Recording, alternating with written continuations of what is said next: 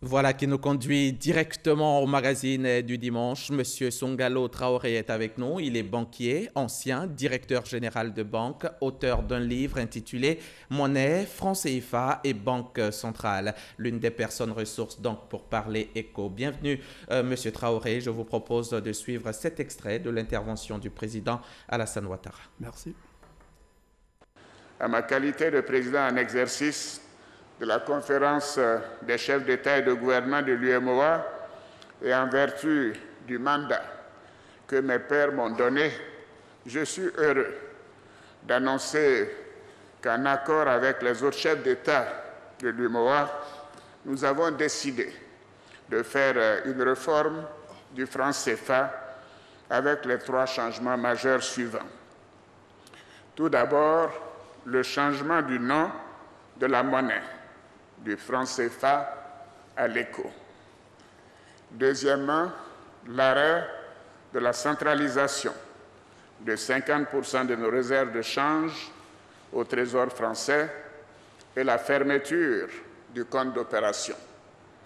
Troisièmement, le retrait des représentants de la France de tous les organes de décision et de gestion de l'UMOA. Par ailleurs, cette importante réforme prend en compte notre volonté de construire notre futur de manière responsable, afin d'attirer les investissements privés, de créer des emplois et de poursuivre le développement économique de nos pays. C'est la raison pour laquelle, dans cette étape de la réforme, les chefs d'État de l'UMOA ont également décidé de maintenir la parité fixe de notre monnaie avec l'euro et convenu du maintien de la garantie de convertibilité si vous en étiez d'accord. Alors, M. Traoré, on va aller pas à pas. Tout d'abord, qu'est-ce que la monnaie et qu'est-ce qui la fonde? Absolument.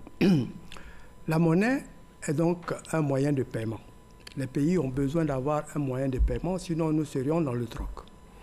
Donc la monnaie est un instrument d'échange et en même temps une réserve de valeur. Et c'est ça qui est extrêmement important à comprendre. La monnaie se crée à 2 sources. La première source, elle est publique.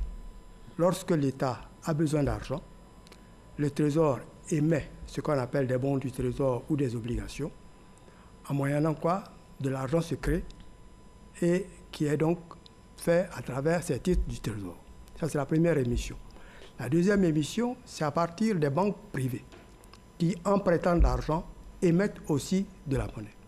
Donc voilà un peu la monnaie. Et l'idée de la monnaie, c'est qu'elle doit être en quantité suffisante pour permettre les échanges économiques dans un pays.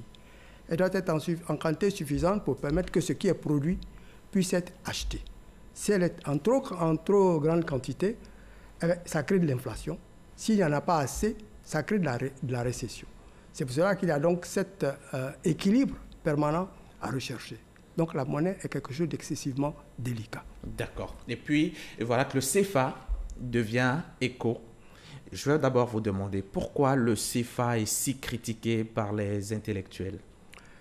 Le CFA est critiqué par les intellectuels parce que, en fait, dans l'esprit de beaucoup de gens, c'est un peu la continuation de la colonisation. C'est dommage, parce que le CFA est une monnaie qui est un instrument d'échange qui a fait ses preuves. Je veux dire, vous allez sur les marchés en Côte d'Ivoire ou dans toute la zone de l'UMOA, les gens ne connaissent que le CFA. Vous leur présenterez de l'euro ou du dollar, ils vous demanderont du CFA. Allez dans un pays voisin, vous leur présenterez du CFA ou de l'euro, ils accepteront le CFA ou l'euro par rapport à leur monnaie. Ça veut dire que notre monnaie CFA est une monnaie solide. C'est aussi une réserve de valeur. Quand quelque chose vaut 100 000 francs aujourd'hui, l'année prochaine, ça vaudra autour de 100 000 francs. Donc ça a de la valeur.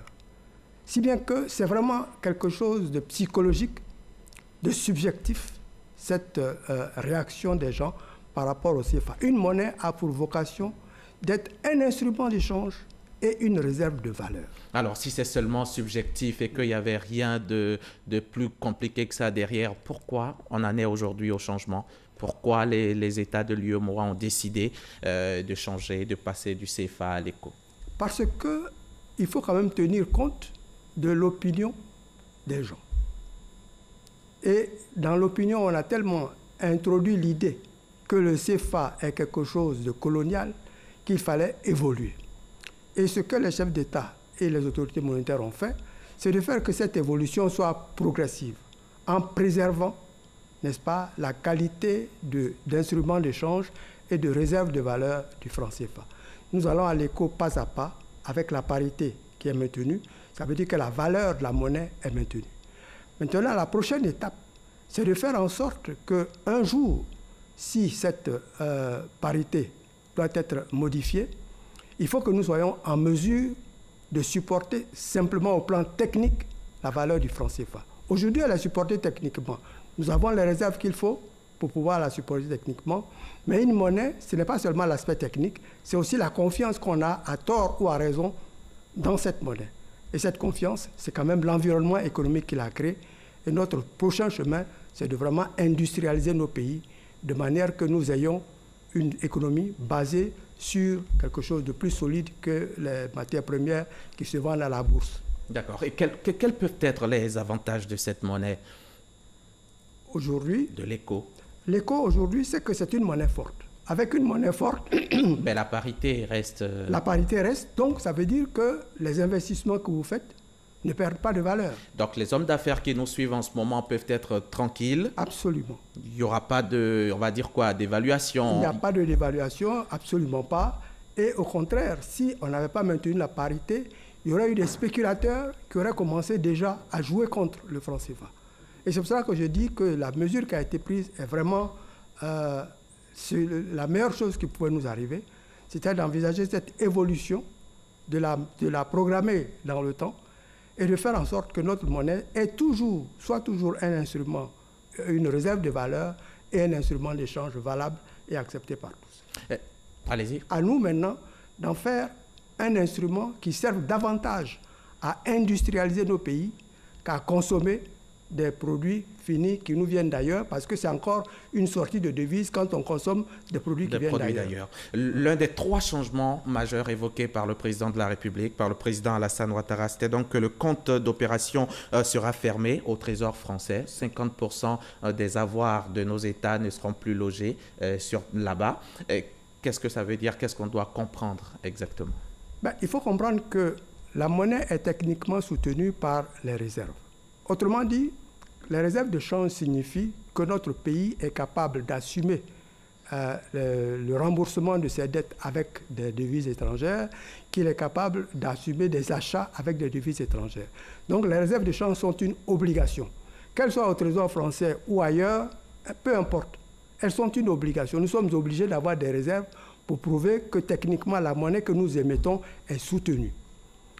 Donc le fait qu'on ait fermé ce compte du Trésor montre très clairement que ces réserves-là étaient essentiellement des réserves techniques, n'est-ce pas, qui servaient à soutenir notre monnaie, et que ce n'était pas ce que les gens croyaient, quelque chose qui était indispensable à des tiers autres que nous. Est-ce qu'on peut considérer que cet écho à 8 pays sera le noyau dur de la nouvelle devise de la CEDEAO? Je pense qu'effectivement, il peut l'être, mais encore une fois, notre monnaie deviendra de plus en plus forte si nous sommes capables de la soutenir, non pas seulement par les réserves d'échange, mais par l'industrialisation de nos pays. J'insiste là-dessus, c'est ça qui va faire la différence. S'il n'y a pas d'industrialisation, une monnaie forte. Est-ce que ce n'est pas une des raisons pour laquelle le Nigeria n'a pas envie d'appartenir à ce groupe ECO au niveau de la CEDEAO, parce qu'ils sont fortement industrialisés? Disons qu'ils ne sont pas encore suffisamment industrialisés, mais comparativement aux autres pays de la CEDEAO. Parce que quand on est industrialisé, qu'est-ce qui se passe? C'est que votre monnaie, quand elle perd de la valeur, ça veut dire que les marchandises importées coûtent plus cher, et donc que vos populations ont intérêt à vendre ce que vous fabriquez vous-même, parce que ça leur revient moins cher en monnaie locale. Donc voilà un peu, c'est le sens de l'industrialisation. Quand nous serons industrialisés au niveau de l'UEMOA suffisamment, notamment dans les matières courantes, dans les produits courants, à ce moment-là, même une dévaluation, nous pourrons nous-mêmes la provoquer, comme les pays asiatiques l'ont fait, pour pouvoir placer leurs produits à la fois à l'intérieur et à l'extérieur. Vous, en tant que banquier, vous pensez qu'on est suffisamment prêt à avoir notre propre monnaie comme cela? Est-ce que c'est pas prématuré? J'essaie de penser à certains pays qui ont leur propre monnaie, notamment le Zimbabwe aujourd'hui, qui l'a perdu, qui utilise le dollar. Est-ce qu'on ne va pas abuser des planches à billets, par exemple? Est-ce qu'on est suffisamment prêt, vous pensez? Je pense que je peux vous rassurer là-dessus. Comme je suis banquier, j'ai pratiqué longuement la Banque centrale. Nous avons les meilleurs techniciens de banque centrale à la Banque centrale de l'UEMOA. Ce sont des personnes qui savent ce que c'est que la monnaie, qui sont patriotes. Et je suis tout à fait étonné chaque fois que je vois les intellectuels discuter de la compétence de nos techniciens. Ils savent comment gérer la monnaie et ce ne sont pas des personnes qui vont se laisser abuser à laisser couler la monnaie. D'accord. Donc, ils sont conscients que la monnaie n'a de valeur que si elle reste un moyen d'échange accepté par les uns et par les autres. D'accord, il ne faut pas y en avoir trop, il ne faut pas y en avoir beaucoup moins, effectivement, exactement, pour éviter la récession. Tout à fait. Dites-nous, quel est l'intérêt pour la France de maintenir la garantie? D'abord, nous avons d'anciennes relations avec la France. Ça, c'est la première chose.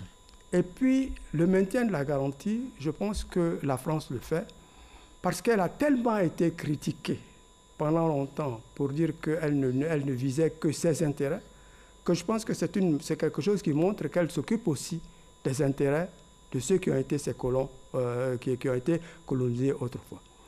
Parce qu'en réalité, la garantie que la France donne ne lui confère aucun avantage particulier puisque nous sommes dans l'euro, nous ne sommes plus en francs. C'est en francs français. Si nous étions en francs français, nous dirions qu'il donne une garantie pour que nous soyons obligés d'utiliser ça pour acheter en France. Mais avec l'euro, on peut acheter en Allemagne, enfin, tous les pays qui utilisent l'euro. Donc, il n'y a aucun avantage technique particulier pour cela. Donc, il faut simplement dire que c'est la qualité des relations qu'il y a entre la France et l'Afrique qui fait qu'ils maintiennent cette garantie. Et combien de temps ça peut prendre effectivement pour passer d'aujourd'hui au CFA à l'éco? Combien de temps et quelles étapes, par exemple, on devra franchir? Je regrette d'être un peu lourd là-dessus, mais encore une fois, c'est l'industrialisation. Une fois que nous avons suffisamment industrialisé notre pays, ou l'UEMOA, une fois que nous pouvons échanger entre nous des marchandises, des produits finis, notre intérêt sera d'avoir une monnaie un peu plus faible pour pouvoir préférer acheter local et pouvoir vendre à l'extérieur. Donc ça revient à nous. C'est à nous de faire en sorte que nous ayons des produits à échanger entre nous, dont nous pouvons effectivement regarder le prix et voir si nous allons faire en sorte que ce prix soit plus bas que ce qu'on importe. Quelles sont les étapes que nous devrons franchir pour que M. Traoré ait dans son portefeuille des billets éco? On les aura déjà l'année prochaine, c'est déjà prévu ça. Oui, c'est prévu, mais voilà. Le passage des populations, comment ça va se faire? Comment il faut préparer les populations à cela?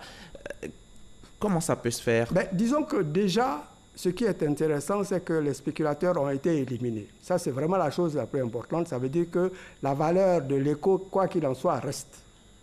À partir de ce moment-là, il y a maintenant une campagne publicitaire à faire pour faire comprendre que le CFA et l'euro, en termes de valeur, c'est la même chose. Merci. Je vous en prie. Monsieur Traoré, je rappelle que vous êtes banquier, ancien directeur général de banque. Vous êtes aussi auteur de ce livre, Monnaie, franc CFA et Banque centrale, que je vous conseille, chers téléspectateurs, pour comprendre la monnaie et tout ce qui va avec. Merci. Merci d'avoir répondu à notre invitation. Avant de